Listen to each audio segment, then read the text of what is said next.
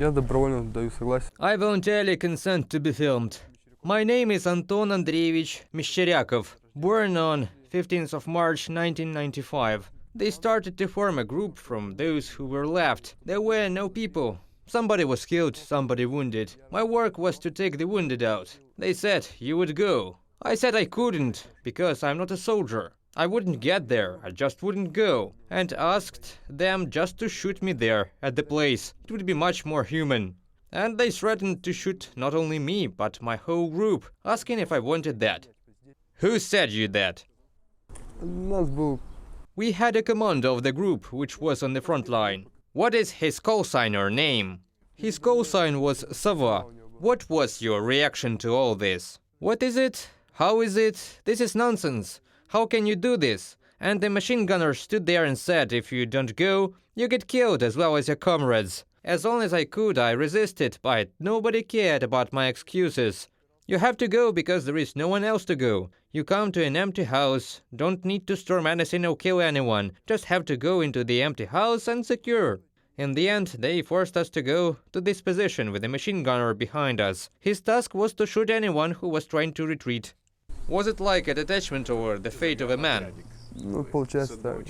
Turns out that yes, they gave us 4 magazines and sent forward. From our spot we had to run maybe 30 meters, and then the machine gunner started shooting at us from several positions. I was wounded in the leg and ran into someone barn. Then some more wounded soldiers were waiting. While I was giving myself first aid, I was shot again in my arm. As soon as we heard Ukrainian speech, I suggested my fellows surrender. So we dropped our machine guns, and I did that.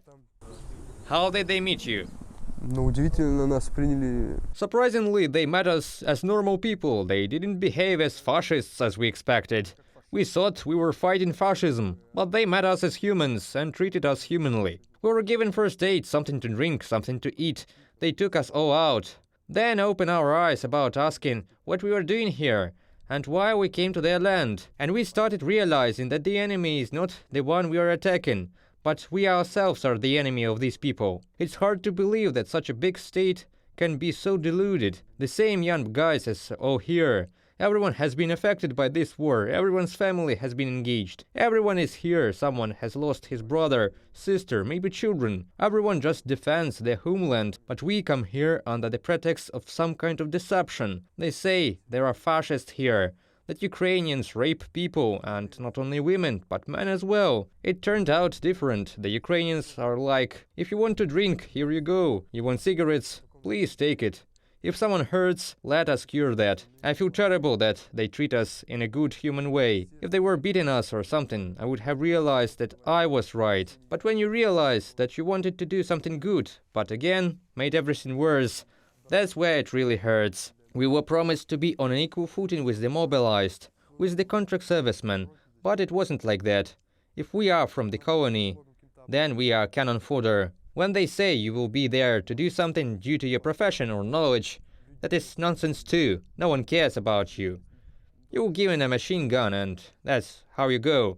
They won't tell you who is against you, just send you to the fight. You will know nothing. If you resist, you will be shot by your own. If you refuse, they will terribly treat you. I mean, there's nothing human. I got wounded, and the doctors told me I was no longer suitable for my service. I was waiting to be discharged, and thought the war was over for me. I wouldn't take part in it anymore. But then, they brought me back. That is, if you're sick, wounded, but you have arms and legs, you will fight. They were scaring people, shooting bullets near their heads. I mean, human lives are nothing for them. They would kill you in the front line, or in front of everyone, and then say that you were escaping, bearing zero responsibility for that. It's either as they want you, or you are dead. In any case, we will do whatever they do. There have been cases during the retreat. Whoever didn't want to fight got shot. And why is that? Что не шел вперед. You refuse to go, then you get shot. Get shot in the legs, then you bleed and die. No one takes you out of there, and you just rot there. How would you call it all? Животное? Что это? Animals, what else? Well, they are even worse than animals. It seems to me there's no such thing anywhere else in the world, because it's your soldier. Whether he's wounded or killed, he deserves at least some kind of respect. Bury him at least somehow, in a human way. But he is no such thing at all. They say the war will write it off, but mothers will not even get the bodies of their sons and will not take them home. I saw it all. For all the time I was there, and I saw only one killed soldier who was really sent back home. I carried him on me, and we took him out, because he bled.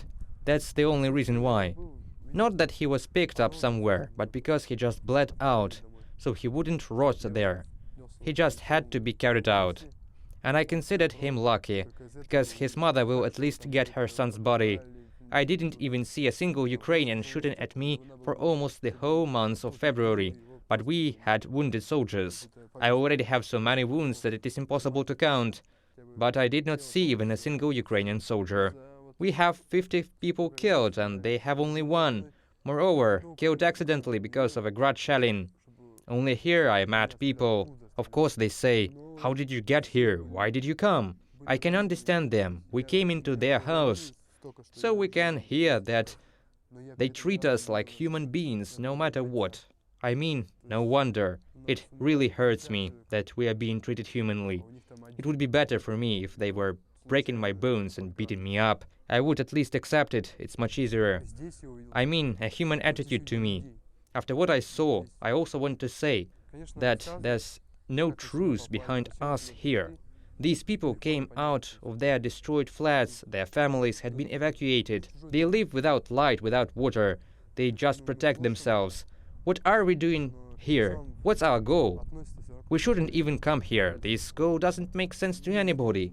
If the task is go to war, you go and just surrender. You'll be alive, and at least you'll be accepted as humans, because you haven't killed someone's son or deprived someone of their father for defending their homeland, their home. If they mobilize you in Russia, hide, protest, or do something, go out on the street, start a rally. At least go out on the street if you can. We are just being killed as cannon fodder here. I can see that we are wrong. I've never seen good in a war. War is always bad, especially when you become an aggressor. I have never thought that one could be so deceived. And I sit here, talk to people. I'm trying. I'm asking different questions, and I get answers. I feel terrible that we are such savages.